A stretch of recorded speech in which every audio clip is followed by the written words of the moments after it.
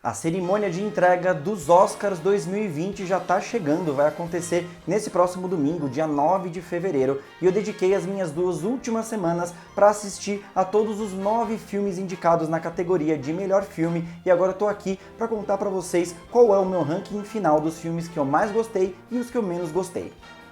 Mas antes da gente começar, não deixa de se inscrever no canal e de clicar no sininho para receber as notificações de quando eu colocar os próximos vídeos.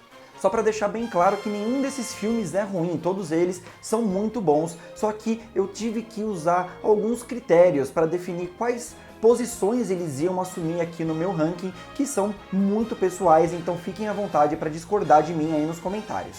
Em nono lugar eu coloquei o épico de máfia, O Irlandês, dirigido pelo Martin Scorsese. E por que eu coloquei ele em último aqui na minha lista? Porque apesar dele ter grandes interpretações do seu elenco, o Al Pacino, o Robert De Niro e o Joey Pesci estão incríveis nesses papéis dos mafiosos. Eles inclusive conseguem passar a interpretação impecável deles através daquela maquiagem digital que eles usam para rejuvenescer os personagens. Só que o filme ele é muito longo, ele tem 3 horas e meia, mas o fato dele ser longo não seria necessariamente um problema, mas eu acho que ele não tem ritmo para te prender durante tanto tempo, pelo menos não me prendeu.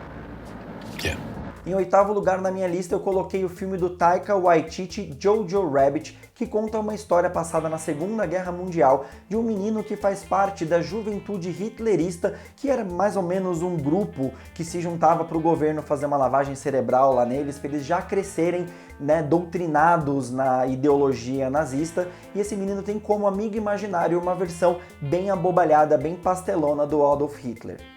É uma ideia muito corajosa fazer uma comédia, né, com o Hitler passado ali no momento tão complicado na nossa história, né, tão delicado que foi o extermínio dos judeus durante o Holocausto. O filme tem os seus bons momentos, ele é uma história bem pueril, apesar de se passar num ambiente tão pesado, e é aí que eu acho que tá o verdadeiro problema dele, que não me fez ter tanta conexão com esse filme. É o fato deles terem feito uma história que se passa, né, no Holocausto, na Segunda Guerra, de uma maneira muito leve. Eu acho que eles poderiam ter pesado a mão aí um pouco mais, tanto nas imagens, ou tanto no choque que eles deveriam aí passar pra gente, para que a gente conseguisse colocar tudo numa balança e sentir a verdadeira mudança pelo qual o personagem passa. Por isso que esse filme ficou em oitavo lugar para mim. Yeah, I know, it's definitely not a good time to be a Nazi. Em sétimo lugar, eu coloquei o filme do Quentin Tarantino, Era Uma Vez em Hollywood. Quando você vai assistir a um novo filme do Tarantino, você sempre espera que ele vai ser aquele absurdo de coisas violentas, de tiros, de morte, de sangue jorrando para todos os lados, e Era Uma Vez em Hollywood dá uma baixada bem considerável nesse tema de violência. Ele sim tem as suas partes gráficas lá pro final, mas elas ajudam a realmente a contar a história, elas são importantes pro clímax da história, e eu coloquei ele em sétimo lugar porque ele precisa que o espectador tenha conhecimento da história muito específica da Sharon Tate, que foi uma atriz que foi assassinada em Hollywood em 1969 por uma seita louca do Charles Manson, que se a pessoa não conhece um pouco a respeito da história da Sharon Tate, não vai conseguir apreciar esse filme como ele deve. Então, se você ainda não assistiu Era Uma Vez em Hollywood, pesquisa um pouco sobre a Sharon Tate e depois assiste para você conseguir realmente apreciar o que o Tarantino fez ali no final. Mas de qualquer forma, o elenco desse filme está muito empenhado. A Margot Robbie interpreta a Sharon Tate e o filme também tem como protagonistas o Leonardo DiCaprio e o Brad Pitt, que são atores e dublês ali de Hollywood que já tiveram o seu ápice e agora estão com a carreira um pouco em decadência. Vale muito a pena assistir esse filme se você se interessa por essa época de ouro de Hollywood dos anos 60, 70. That was the best acting I've ever seen in my whole life. Like you. Em sexto lugar, eu coloquei A História de um Casamento, que é interpretado pelo Adam Driver e pela Scarlett Johansson. A História de um Casamento fala a respeito do fim do casamento, na verdade. Então a gente acompanha ali o divórcio deles, todo o processo de como eles lidam com os sentimentos que eles ainda têm um pelo outro. O filme tem cenas fortíssimas de discussões que se você já teve em algum momento da sua vida um relacionamento longo e talvez tenha passado por um término de um namoro ou de um casamento, você vai se identificar muito com o que está acontecendo ali na tela. E parece que eles estão discutindo, que eles estão brigando e resolvendo seus problemas na sua sala, não né, dentro de um filme. Realmente é uma obra impressionante. I hope you get illness and they get hit by a car and die.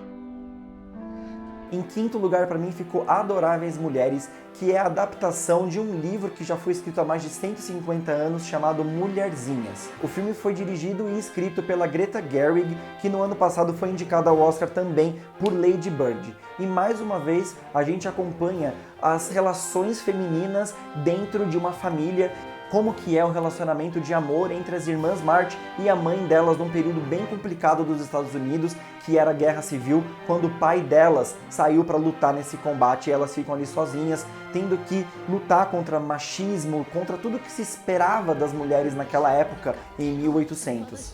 I'm so sick of people saying that love is just all a woman is fit for. I'm so sick of it. Em quarto lugar, eu coloquei o que facilmente é o filme mais popular do ano passado, que eu acho que gerou mais discussão, porque conseguiu levar pessoas diferentes para o cinema, pessoas que normalmente não vão assistir filmes baseados em história em quadrinhos. Em quarto lugar, para mim, ficou o Coringa.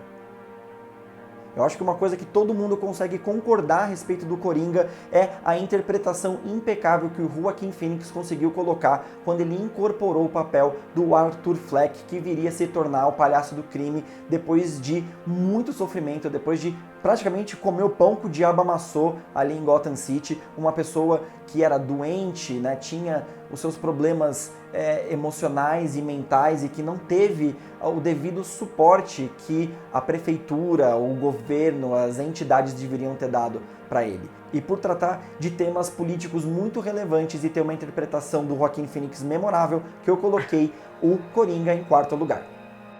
What's so funny?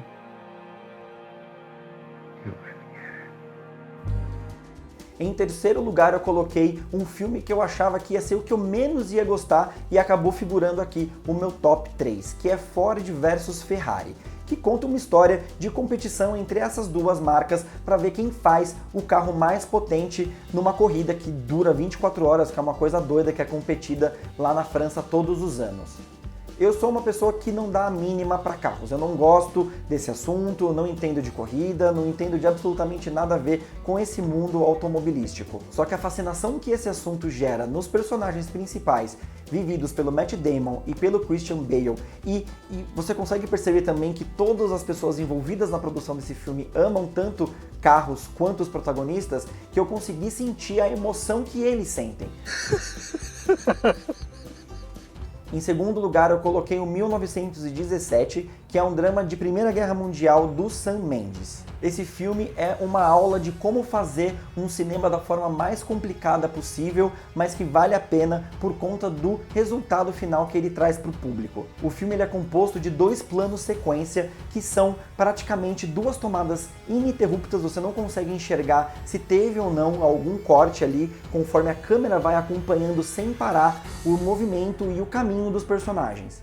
A história é super simples, são 2 soldados britânicos que precisam atravessar o campo inimigo para entregar uma mensagem para um outro pelotão para que eles abortem um ataque que eles vão fazer, que na verdade é uma armadilha. Então a vida de 1.600 pessoas inocentes depende do sucesso desses 2 soldados.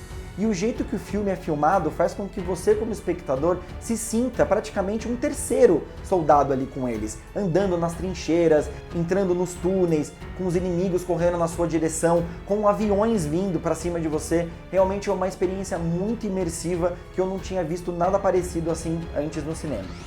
Good luck. E falando de coisas que eu nunca tinha visto no cinema, em primeiro lugar, eu vou colocar aqui o filme sul-coreano Parasita.